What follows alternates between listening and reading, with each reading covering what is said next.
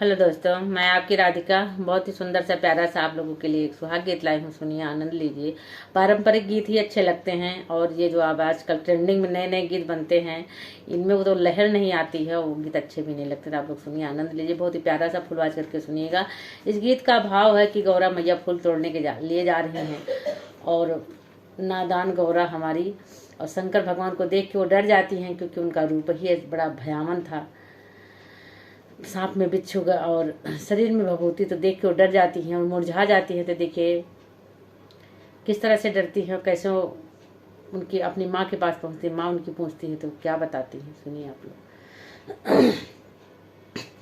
फूलवा तोड़न गौरा बाबा फूलवरिया, अरे बाबा फूल वरिया, अरे पहिनी के चली रंग साड़ी रे ललनाम, अरे पहिनी के लाली रंग साड़ी रे ललनामा। फूलवा तोड़ई गौरा बाबा फूलवरिया, अरे बाबा फूलवरिया, अरे पहिनी के लाली रंग साड़ी रे ललनामा, अरे पहिनी के लाली रंग साड़ी रे ललनामा। तोड़ी ली गौरा रानी भांगी याद तोरा, अरे तोड़ी ली बेलावा की पातरे ललनामा, अरे तोड़ी ली बेलावा के पातरे ललनामा।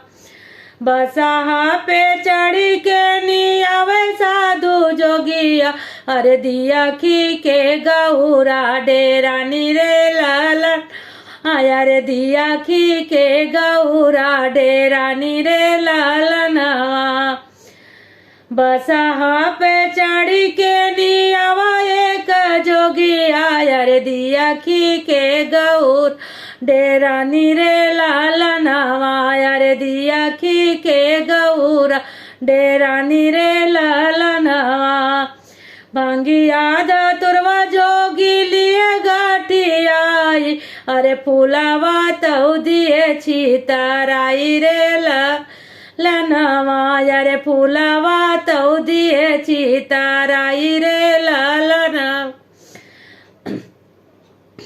रुआई बिलखी गौरा घरवा के आई, अरे आंगना मागिरी मोरा झाई रे ललनाम, अरे आंगना मागिरी मोरा झाई रे ललनाम।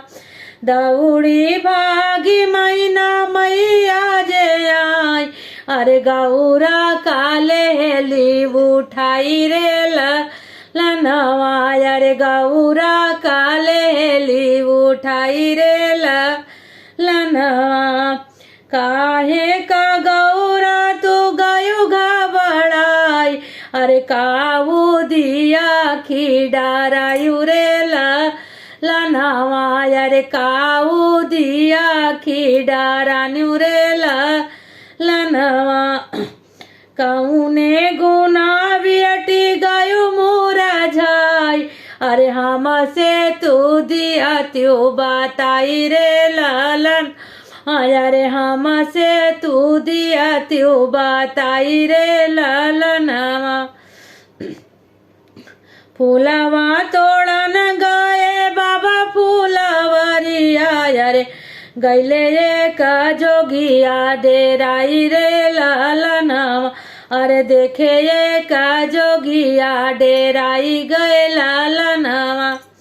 बड़ी बड़ी जटवा में गंगा कई धरव, अरे गाले बीचे नगला हराई रे ललन, अरे गले बीचे नगला हराई रे ललनवा।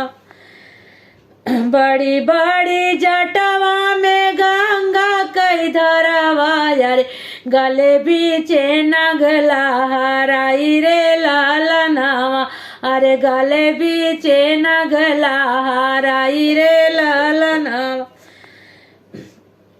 आंग बाबूतिया वो जोगिया लगाए, अरे कानावा में बिछुला टकाए रे ललन, अरे कानावा माँ बिछुला टकाए रे ललनावा आंग बाबूतिया जोगिया लगाए।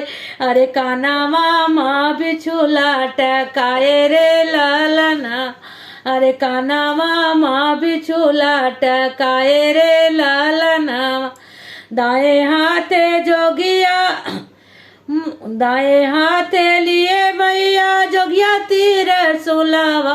अरे बाएं हाथे डमरू बाजावै रे ललनावा अरे बाएं हाथे डमरू बाजावै रे ललनावा बघवा कै छलवा मैया कमर लटकाए। अरे पाँव में पायल अरे पाँव में फाटल बीमाई रे ललनावा अरे पाँव में फाटल बीमाई रे ललनावा वही जोगिया मैया डेलरिया बहावई। अरे सब फूलवा दिछितराई रे ललनावा अरे सब फूलवा दिछितराई रे ललन ओ भांगिया धातुरवा मैया लीस गठियाई। अरे फूलावा तौ दिस चितराई रे ललनावा अरे फूलावा तौ दिस चितराई रे ललनावा भांगिया धातुरवा मैया लीस गठियाई। अरे बेला पाती देखी मुसकाई रे ललनावा अरे बेला पाती देखी मुसकाई रे ललनावा बाबा की बागियावा से हम का भगाव। अरे वही देखी हम डेराई रे ललन अरे वही देखी हम डेराई रे ललनावा यतनी बचन सुनई मैया मुस्कानी। अरे गौरा जी रही समाझाई रे ललना अरे गौरा का रही समाझाई रे ललना